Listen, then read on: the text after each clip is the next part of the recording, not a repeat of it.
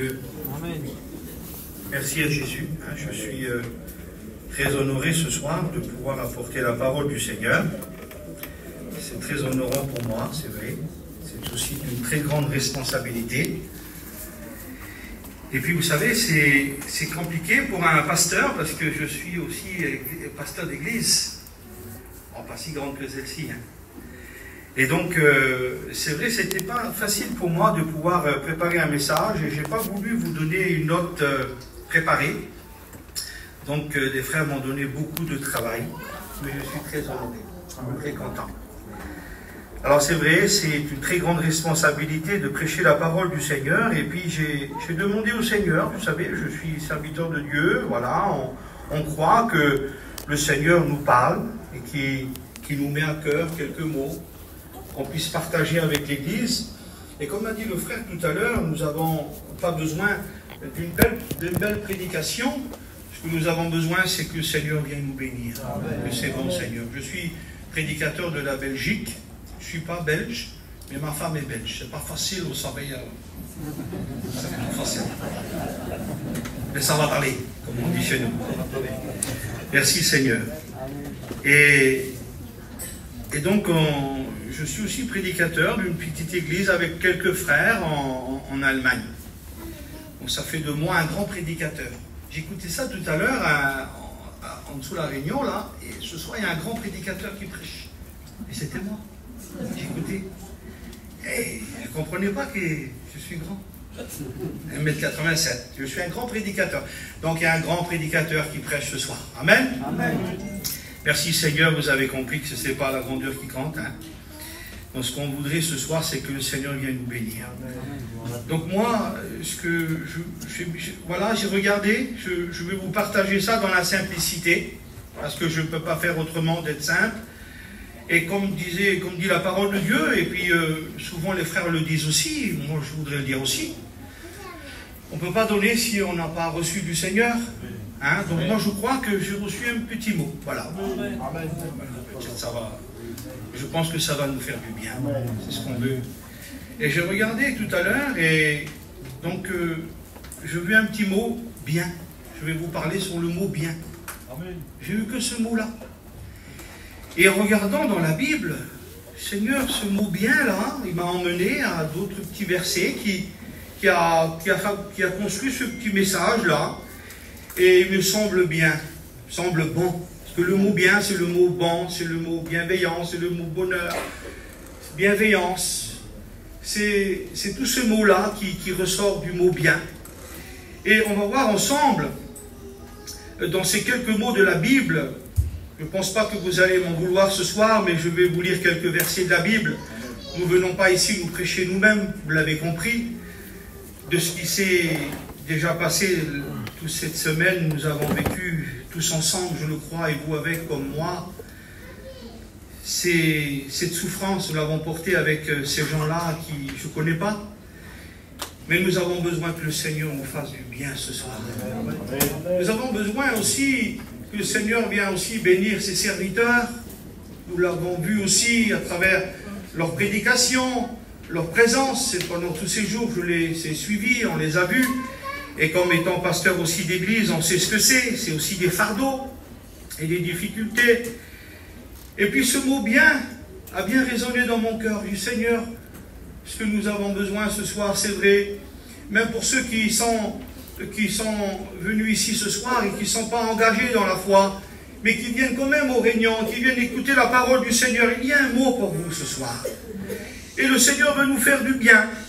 Et nous allons voir ensemble ce mot ici dans la Bible, mais avant, je voudrais qu'on prie le Seigneur, parce que sans Dieu, je crois qu'on ne peut rien faire. Ensuite, on pourra citer quelques versets, crier un petit peu, je ne sais pas, ou chanter un cantique. Mais ce que nous voulons, c'est que le Seigneur vraiment, nous l'avons vu, qui prend cette réunion en main. Est-ce que vous voulez qu'on prie le Seigneur ensemble? Voilà. Je voudrais, pourquoi pas, Seigneur, pourquoi pas? Je le veux, que le Seigneur nous donne des petits mots de révélation comme ça. Amen. Que le Seigneur, comme ça, en prêchant, qu'il donne des petits mots comme ça pour vous, que ça tombe dans votre cœur. Comment ça se fait qu'il dit ça? C'est pour moi. Et que ça résonne fort dans votre cœur. Qu'il se passe quelque chose. Nous l'avons vu dans ces réunions passées. il y a eu des bénédictions, on a été vraiment richement bénis. Il y a eu vraiment la puissance du Saint-Esprit qui s'est manifestée. Et l'ennemi veut troubler, bien évidemment. Mais nous voulons que le Seigneur agisse puissamment ce soir. Je ne sais pas s'il y aura des cris, s'il y aura de toutes ces choses-là, mais ça se passe dans le cœur. Amen. Alors on prie le Seigneur ensemble. Amen. Amen. On prie que le serviteur de Dieu reste. Reste, c'est ça, ben là. Reste. Merci, Seigneur. De bénédiction, Seigneur. C'est vrai, comme dit ton serviteur, ce que nous avons besoin, c'est des mots de Dieu. Et Seigneur, nous savons que tu es celui, Seigneur, qui est capable de bénir nos cœurs. D'étendre tes mains, Seigneur, de manifester ta grâce. Tu as les besoins de l'auditoire. Nous, Seigneur, nous ne connaissons pas, mais toi, Seigneur, ta parole connaît. Et Seigneur, au travers de ton serviteur, qu'il y ait un mot de Dieu pour chacun. Alors, bénis-le, Seigneur, bénis ton serviteur pour nous. Qu'il soit ce moyen de bénédiction pour l'Église ce soir. Et qu'à ton nom, on soit la gloire. Amen. Amen. Merci, Seigneur. Je vais vous tenir quelques minutes. On va... Quelle bonté, Seigneur. Dieu est bon. Il y a un homme qui est venu vers Jésus, Matthieu chapitre 19 et verset 17. Ce n'est pas le verset que je vais vous lire, mais je vais vous le citer comme ça. Il vient vers Jésus, puis il demande que justement, qu'est-ce qu'il faut qu'il fasse de bon pour justement hériter le royaume des cieux. Et Jésus lui dit, tu me questionnes tout ce qui est bon, un seul est bon. Un seul est bon. Et c'est vrai, lorsqu'on voit le bien, donc on ne peut pas le différencier de Dieu. Vous savez, le bien, c'est quelque chose qui est quelque chose de formidable. Et puis, je ne pense pas que chacun d'entre nous, on ne désire pas le bien. Même si nous ne sommes pas chrétiens, nous connaissons aussi des gens qui ne sont pas chrétiens et ils font le bien. Et on voit que dans la parole de Dieu, et beaucoup d'hommes se sont intéressés sur ce mot bien, même des philosophes. Et un jour, en lisant la parole de Dieu, lorsque je me suis converti, à l'âge de 17 ans, j'ai lu toute la Bible entière, on a fait ça à l'époque, maintenant on lit un peu moins. Et puis, je me suis intéressé sur ce mot bien. Et un jour, mon père, lorsqu'il est venu, il avait acheté toute une panoplie de livres, comme il faisait l'Antiquité, et j'avais lu quelques petits livres qui étaient là sur la philosophie. Ça m'avait intéressé. Et en lisant ces hommes-là, alors pour nous, ça ne nous parle pas, voilà, Socrate, Aristote, des hommes qui ont vécu 300 ans avant Jésus-Christ. Je vous parle de ça parce que dans le mot bien, comme je vous disais, on ne peut pas le séparer de Dieu. Et beaucoup de gens qui ne sont pas chrétiens font le bien. Et puis ces choses-là viennent de Dieu, et vous ne le savez pas. Dieu peut préparer notre cœur, justement, dans ce qui est bien. Et ces hommes-là avaient étudié ce mot bien, et disaient justement, faire le bien par amour du bien. Et je ne pense pas que c'est très rare que nous voulons vivre du matin au soir en voulant faire du mal. Beaucoup de gens veulent faire le bien, leurs enfants, ils vont faire le bien, ils vont travailler pour faire le bien. Et puis ces hommes-là, ils disaient justement un mot que Jésus a repris. Il y a plus de plaisir à faire du bien que de recevoir. Comment ça dit ce verset-là? Plus de bien de donner que de recevoir. Plus de joie de donner que de recevoir. C'était Aristote qui avait dit ça. Et Jésus l'a repris. Ça ne l'a pas dérangé de redire ce même mot. Et puis nous voyons que dans la parole du Seigneur, ce mot bien, il résonnait. Et puis ces hommes-là, qui vivaient 300 ans avant Jésus-Christ, beaucoup d'hommes se sont intéressés, beaucoup d'hommes d'église, des pères de l'église, comme Augustin ou saint Thomas d'Aquin, qu'ils ont repris ces livres tellement que ces livres étaient tellement bien faits, ils les ont repris en parlant des choses de la Bible. Et bien ce soir, nous voulons citer la parole du Seigneur, si vous le voulez bien. Amen. Vous savez, ici, il est marqué là, dans Psaume 34, 9, il dit « Sentez et voyez combien l'Éternel est bon ». Quelle bonté de sentir lorsque tout va mal, lorsque tout va pas comme il faut. Quelle bonté de sentir que Dieu est là, de sentir sa présence, de sentir qu'il est présent. Comme on a écouté des témoignages, lorsqu'elle a traversé ce pont, elle avait senti à un moment donné de sa vie que tout allait aller. Alors ce soir, ce que nous voulons ce soir, c'est que de sentir, Seigneur, vous savez, nous sommes venus ici peut-être avec un fardeau, des difficultés, des problèmes, et ça n'a pas besoin d'être un prophète pour le dire, pas besoin de révélation pour dire cela, mais qu'il est bon, Seigneur, et comment il est bon de sentir que Dieu veut nous faire du bien, Seigneur. Dieu est bon. Et vous savez, il y a un verset que je voudrais vous lire là, c'est dans Genèse chapitre 4 et verset 7. Il dit, « Certainement, si tu agis bien, tu relèveras ton visage. Et si tu agis mal, le péché se couche à ta porte et ses désirs se portent vers toi. Mais toi, domine sur lui. Certainement, si tu agis bien, tu relèveras ton visage. Quelle bonté lorsque nous faisons quelque chose de bien. Ça vous est déjà arrivé, à moi aussi. Lorsque on fait du bien, on a la tête haute, on est fier. Et peut-être que ce soir, c'est peut-être pas ton cas. Tu es comme le cas de cet homme-là, Caïn, qui avait fait du mal et qui avait courbé son front, qui avait courbé sa tête. Et peut-être que tu vis dans ce problème-là, tu es peut-être semblable à cet homme-là. Tu n'arrives pas à relever ta tête. Et il dit que, justement, que ce péché se couche à ta porte. Et l'apôtre Paul, il dit cela dans un de ses épîtres, dans Galates chapitre 5 et verset 17. Vous savez, j'ai préparé ce message-là. Je ne sais pas pourquoi il y a ces mots, pourquoi il y a ces versets. J'ai voulu me laisser diriger par Dieu. Et si on a un mot pour nous, gloire à Dieu. Si ce n'est pas un message qui est conçu du départ à la fin, qui ne correspond pas, et qu'on croit que c'est un petit peu mélangé, tant pis, ce n'est pas mon problème. Ce que j'ai mis sur ces papiers-là, c'est ce qu'il m'a semblé bon de partager avec vous ce soir. Il dit, Paul là, car la chair a des désirs contraires à ceux de l'esprit. Et l'esprit en a de contraires à ceux de la chair.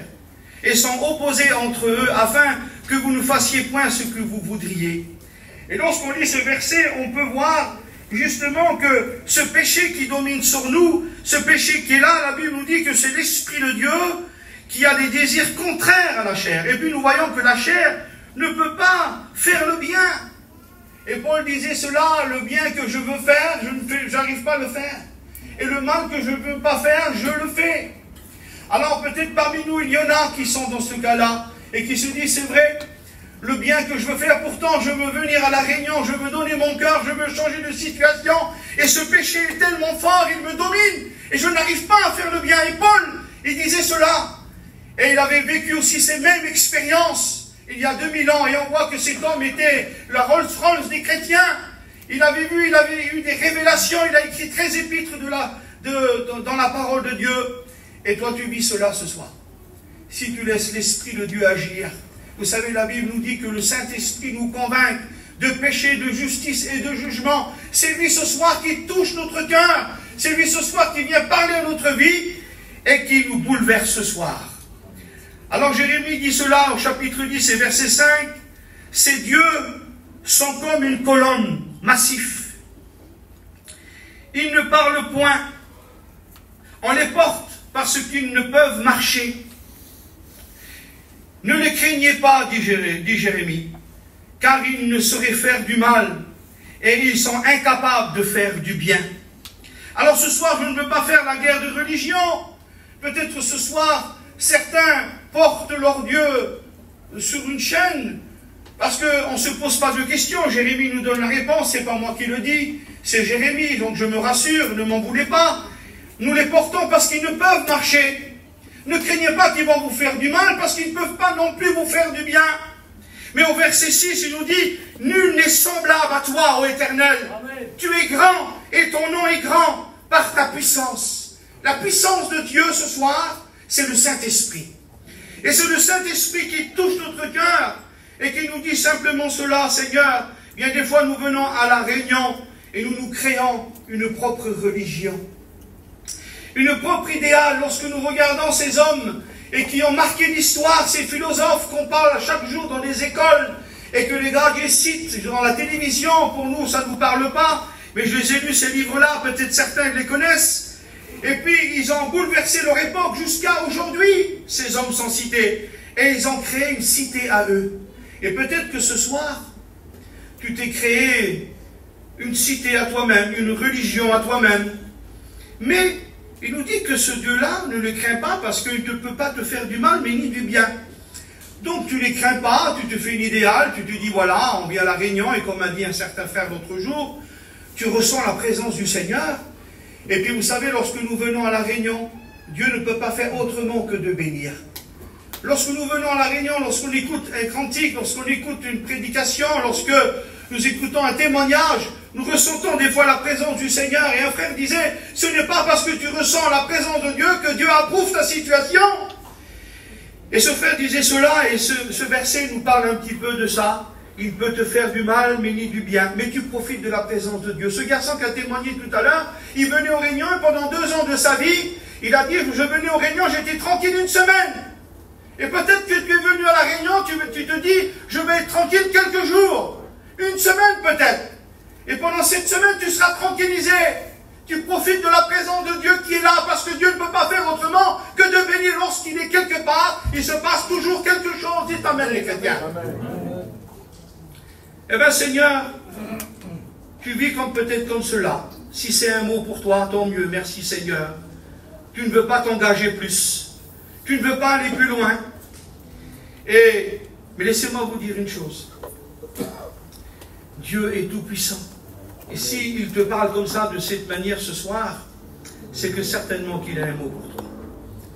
Et là, nous lisons dans Jérémie chapitre 32, verset 39, il dit, je leur donnerai un même cœur et une même voix, afin qu'ils craignent toujours pour leur bonheur et celui de leurs enfants après eux. Je traiterai avec eux une alliance éternelle.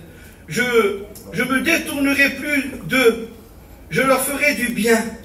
Je mettrai ma crainte dans leur cœur, afin qu'ils s'éloignent point de moi.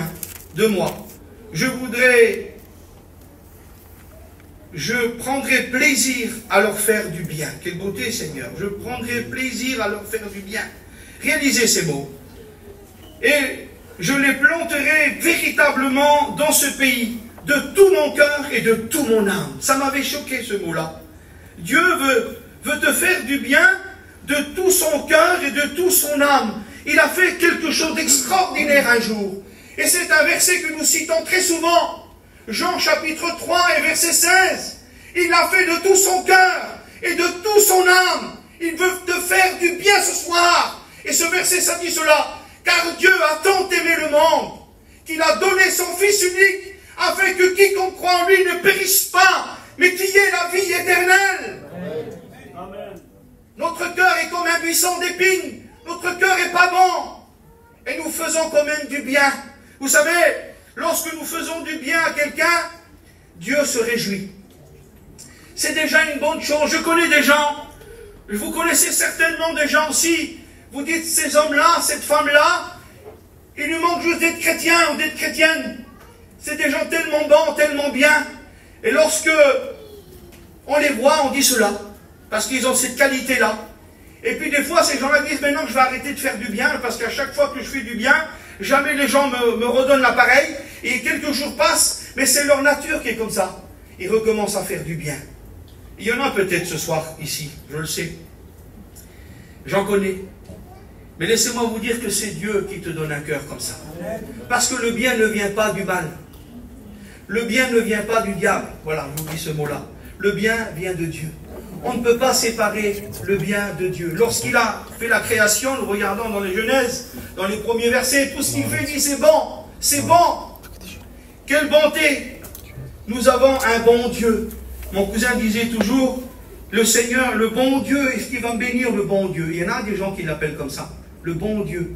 Et c'est vrai, il est bon. Nous avons un bon Dieu. Dites amen les chrétiens, il a fait chaud aujourd'hui. Soyez avec moi. Amen, alléluia.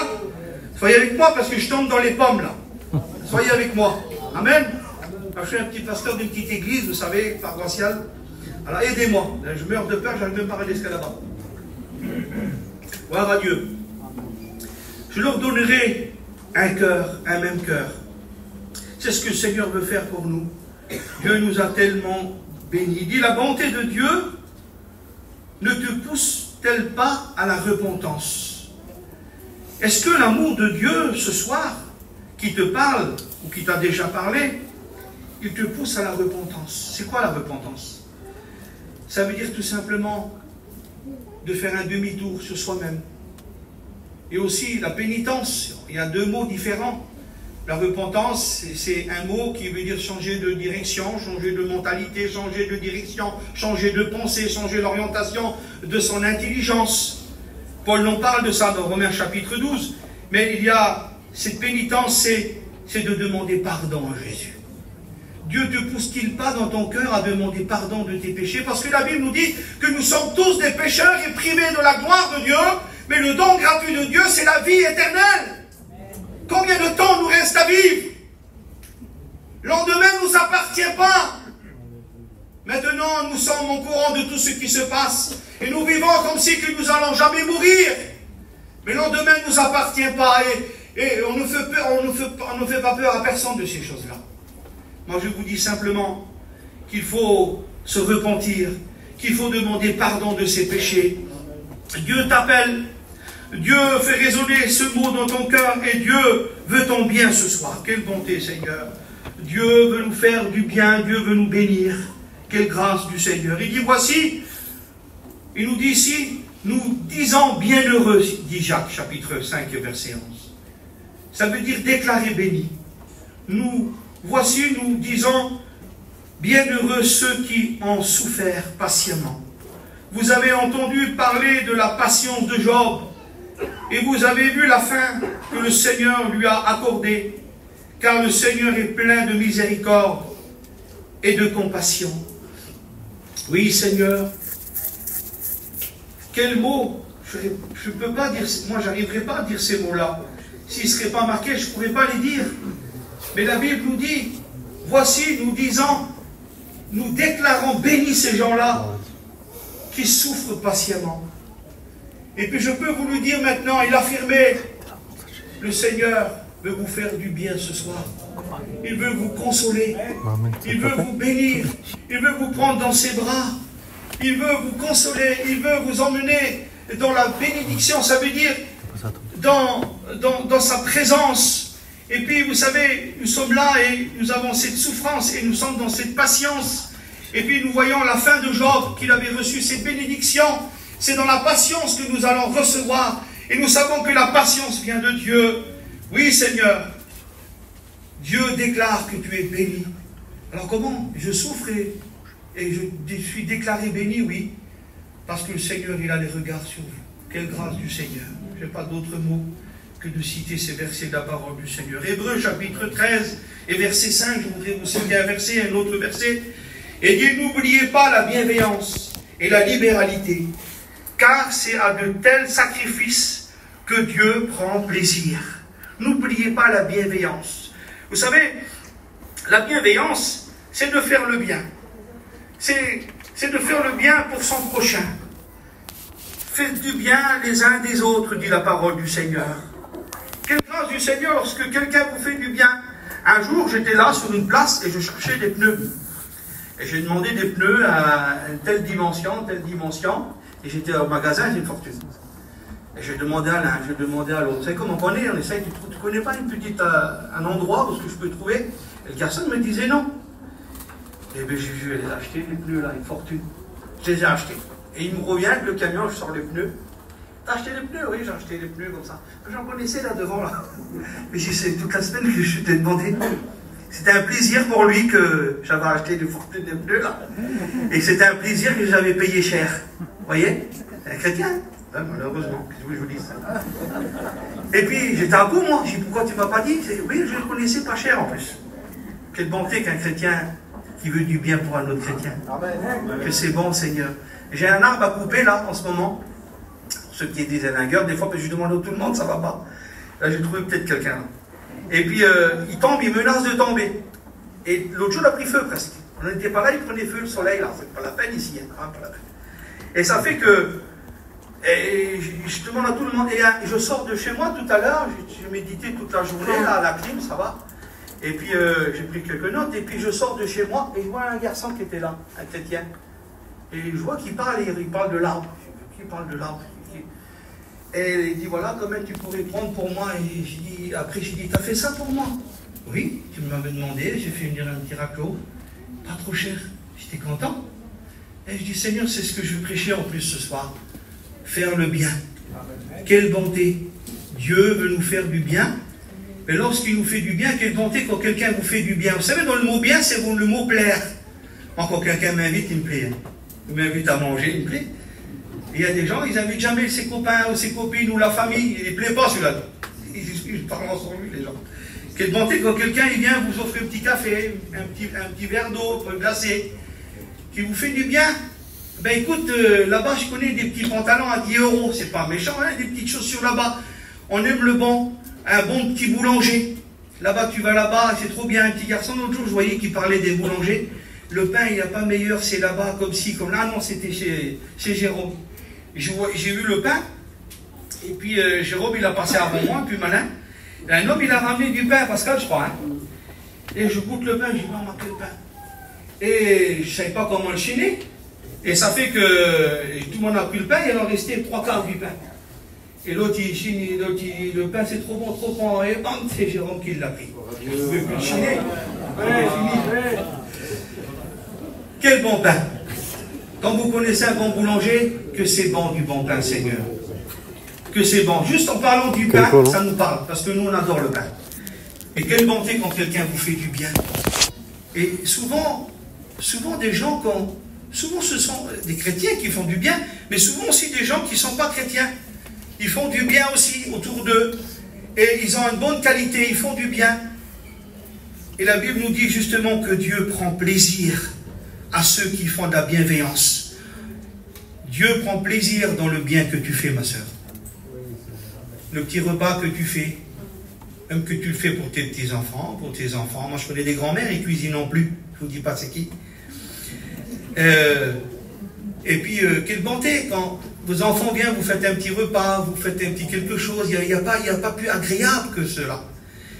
Et tout ça, vous dites, c'est normal, on est des voyageurs, on est des manouches, des gitans, enfin, ce que vous voulez. On est comme ça, nous. Et bien, dans ça, Dieu prend plaisir. Oui, Dieu prend plaisir quand vous faites du bien à quelqu'un. C'est comme si vous l'avez fait pour lui. Vous savez, Jésus a dit un jour, il a dit, si vous donnez un verre d'eau à l'un de mes plus petits, c'est comme si c'est à moi que vous le faites. Amen. Jusqu'à le petit verre d'eau, là, le petit verre d'eau, Dieu prend plaisir. J'arrive pas à dire le mot. Il a un plaisir. Vous savez, quand moi j'ai des enfants, quand ils s'invitent ensemble, quand ils font un repas ensemble, je les vois, quel plaisir que j'ai. J'ai l'autre, il a invité son frère, l'autre, il invite son frère. C'est un plaisir pour moi. Eh bien, Dieu, quand il voit, quand vous faites du bien les uns les autres, il a un plaisir, vous ne pouvez pas vous imaginer. Et après, vous êtes fiers, vous avez vu, vous faites du bien, parce que c'est Dieu qui vous bénit, vous approuve. Dieu vous approuve quand vous faites du bien. Je voulais vous parler de ça, je ne veux pas rester tellement longtemps, mais je voudrais tellement vous enrôler, tellement insister, parce que il dit, et n'oubliez pas la bienveillance. On a oublié pour certains. On a oublié de faire du bien. Ah là là, je fais toujours du bien pour lui, pour elle, l'autre, il ne me donne jamais l'appareil. Eh bien, vous savez, la Bible nous dit cela. Il dit, il vaut mieux souffrir, si telle est la volonté de Dieu, en faisant ce qui est bien, plutôt que de faire le mal. Il vaut mieux souffrir. Des fois, ce n'est pas facile, si c'est la volonté de Dieu. Parce que des fois, ce n'est pas toujours la volonté de Dieu. C'est pas toujours.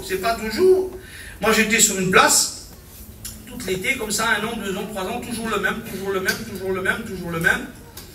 Jamais il faisait un repas.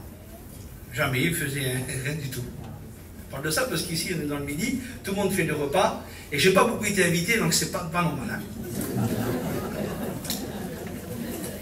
Alors, donc, c'est vrai, on ne parle pas de repas, mais les chrétiens, on parle des chrétiens ce soir, hein, les inconvertis, allez, ceux qui ne sont pas, on ne dit pas les inconvertis, parce que moi je pense que ceux déjà qui viennent aux réunions, ils sont déjà en train de changer de direction. Moi je dis simplement ceux qui ne sont pas engagés dans la foi, voilà ceux qui sont parmi nous, mais Seigneur, quelle bonté, hein, c'est vrai, souffrir si c'est la volonté. Des fois tu souffres et ce n'est pas toujours la volonté de Dieu, tu souffres pour rien.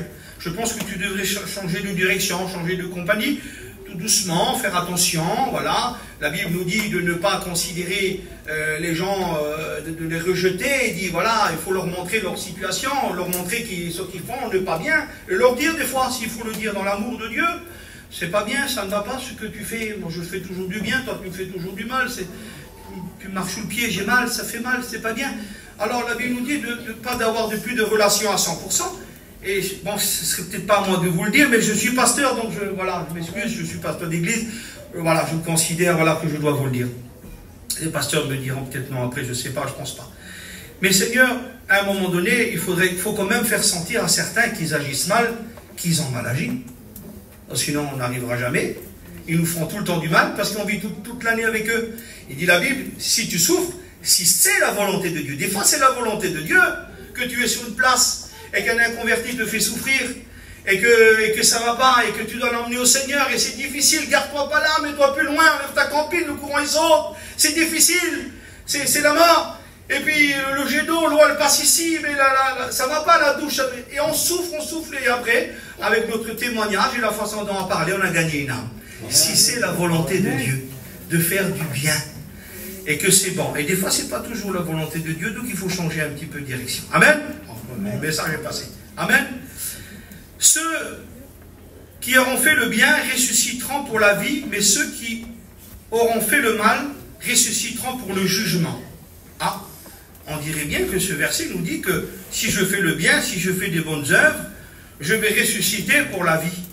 Alors donc, tout ce que je fais depuis des années, donc je suis sauvé, tiens. Puisque je fais le bien, t'as vu? J'aide les pauvres, là-bas je peux faire du bien.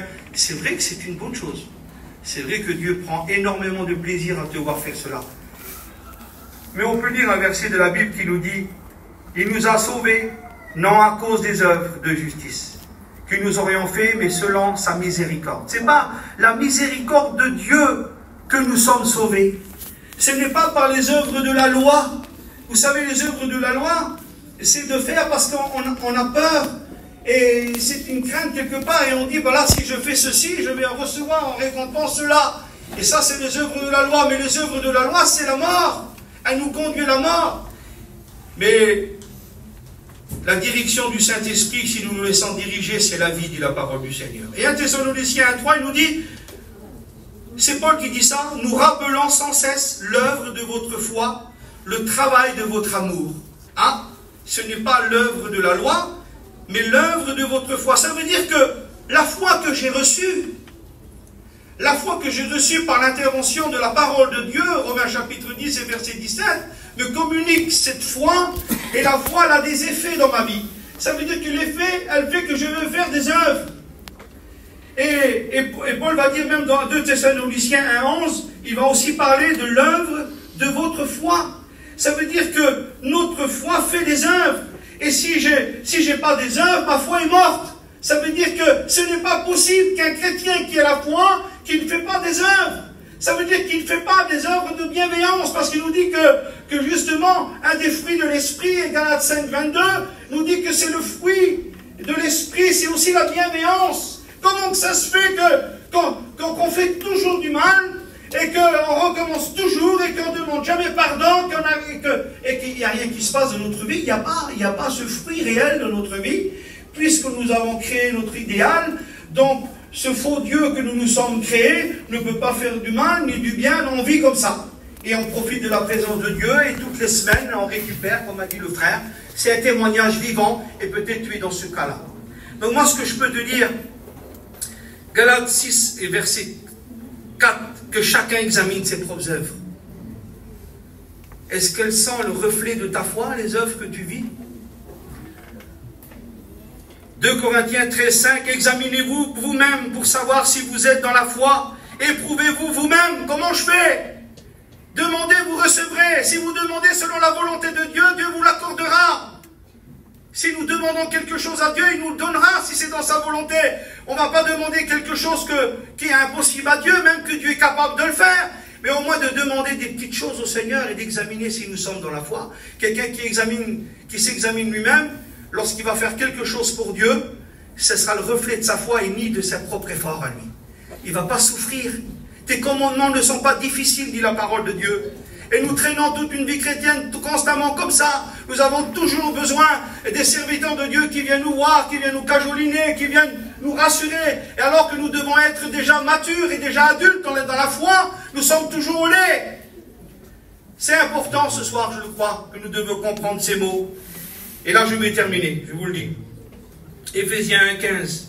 C'est pourquoi moi aussi, ayant entendu parler de votre foi au Seigneur Jésus et de votre amour pour tous les chrétiens, c'est important. Et je le crois. Pourquoi je dis cela ce soir? Parce que moi, j'ai écouté parler de votre Église. J'ai écouté parler de vos pasteurs. J'ai écouté parler, et depuis quelques semaines que je suis là, j'ai vu la qualité, j'ai vu ces prières qui se font, ces chants qui sont chantés, ces prédications qui sont prêchées, et nous sommes bénis ensemble. Et je voudrais encourager ces frères, encourager votre église, encourager les frères et sœurs ce soir, de ne pas oublier. Ça veut dire que nous n'oublions pas de faire le bien. Et puis justement, c'est ce comme Paul disait, il disait, c'est pourquoi aussi, ayant entendu parler de votre foi, et j'ai écouté parler de cette église, eh bien je veux vous encourager à ne pas oublier. Et puis quelques années plus tard, nous l'avons écouté ces derniers temps, les frères ont prêché, et vous ont dit la même chose de ce que je vais vous dire. Quelques temps plus tard, dans l'Apocalypse chapitre 3, verset 4, il dit, j'ai quelque chose contre toi. Il dit que tu as oublié ton premier amour, et puis il dit, recommence tes premières œuvres. Il y avait les premières œuvres qu'on faisait avant, lorsqu'on était chrétien. On allait boire le petit café, ça terminait en lisant un verset, et on priait le Seigneur. Ça se fait encore? Ça se fait encore dans certains endroits, c'est vrai. Est-ce que nous n'avons peut-être pas oublié? Je ne sais pas. Je ne vous connais pas, alors je me rassure. Je suis rassuré. Peut-être que ça va vous parler, peut-être pas, je ne sais pas. Mais si, pourquoi pas, si ça vous parle ce soir et que c'est un mot de Dieu pour vous et un encouragement pour les frères, que c'est bon, Seigneur, recommençons nos premières œuvres. Vous ne voulez pas qu'on recommence? Que c'est bon, Seigneur. Et là, je termine ce dernier verset en plus, Seigneur, 2 Jean chapitre 8, verset 8. Prenez garde à vous-même, afin que vous ne perdiez pas le fruit de votre travail, mais que vous receviez une pleine récompense. Ce fruit, 1 Pierre 2, 3, goûtez que le Seigneur est bon. Nous devons goûter. Nous devons... J'ai jamais mangé aussi tant de fruits de ma vie qu'ici. Bon. Dans le nord, enfin en Belgique, on ne mange pas de fruits, il fait chaud là, et on est gelé. Mais ici, on mange des fruits tout le temps. J'ai maigri depuis que je suis là. Merveille. Des fruits. Et puis, et là, le fruit de l'esprit, c'est le bien. Seigneur, que c'est bon. Comment allons-nous attirer les gens du dehors? Un jour, je témoigne devant Dieu. Tant pis, il est là. Comment tu t'appelles? Hein? Claude. John. Claude. Comment j'arrive pas? Claude. Comment? Claude. Ah, c'est fort. J'étais tout jeune, on était à Cannes-sur-Mer, j'avais 15 ans. Et lui, il était là. Alors, toujours le sourire bien. Il était là, le seul chrétien de la place, je crois, avec une vieille femme. Il était là et je regardais, il souriait, il cantique, Ézéchiel, une joie. Et je m'approche, tout jeune, je m'intéressais quand même. Je n'étais pas trop catholique même, hein. Jérôme, on a fait 400 coups ensemble. Mais lui là, qu'est-ce qui se passe? Il me parlait, c'est quoi? Je ne me disais pas pourquoi tu avais cette joie, mais je me demandais pourquoi qu'il avait de la joie. Tiens, un cantique, tiens, ceci, tiens, la Bible, tiens, un verset. Mais je ne le connais pas, pourquoi il fait ça? Et puis, ça m'avait touché, aussi jeune que j'étais. Ça m'a marqué, et je dis, je témoigne aujourd'hui, vous voyez, j'ai tombé à la surface, il m'avait témoigné à moi, et j'étais pas trop catholique. Et puis, pourtant, élevé catholique, hein, mais je n'étais pas trop catholique, ni chrétien. Et puis, ça fait que cette bienveillance de ce garçon m'avait touché. Et je voudrais juste vous dire ça, Seigneur, parce que je sais que vous êtes comme ça. Il y en a beaucoup, j'en ai vu, moi. Un garçon, l'autre jour, il est venu chez moi. Et puis, il a témoigné, il a dit un petit mot qui nous a encouragés. Il avait vu dans le visage. Vous voyez, Dieu voit des choses. Et puis, quelle beauté, Seigneur, que c'est bon lorsqu'on voit quelqu'un qui a un bon sourire, qui a la bienveillance. C'est pas quelque chose qui est forcé. C'est quelque chose qui est naturel. Et c'est comme ça qu'on va attirer les gens. Amen. Voilà, j'avais ces mots à vous partager. Que Dieu vous bénisse. Quelle bonté. J'ai perdu 15 kilos. Merci Seigneur. On va prier le Seigneur, vous voulez? On prie le Seigneur ensemble.